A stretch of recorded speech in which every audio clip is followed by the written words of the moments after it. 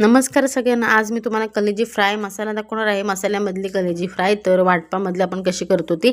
इथे मी तिखट, मीठ, हळद, गरम मसाला, चिकन मसाला, मटन मसाला हे सगळं घरगुतीच वापरलं होतं. आणि चिकन मसाला आहे तो दुकानातून आणला होता, बाहेरचा मागवला होता. आणि ह्याच्यामध्ये नंतर मी टॅमॅटो आणि आलं लसूणची पेस्ट ही फोडणीला दिली होती.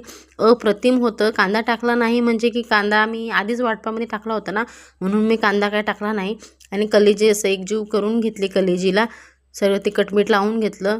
तोपर्यंत जरा 2 मिनटं मुरायला ठेवलं. त्याच्यानंतर मी फोडणीला दिली.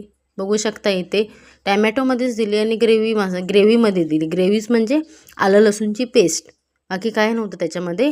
त्याच्यानंतर मग वरून मी कढीपत्ता टाकला होता. कढीपत्ता आणि कोथिंबीर तुम्ही टाकून बघा, एक नंबर होतं. एक्स्ट्रा 1-2 चपात्या आपण खाऊ शकतो. छान मस्तपैकी त्याला सुगंध येतो. असा कढीपत्ता फ्राय केला मी.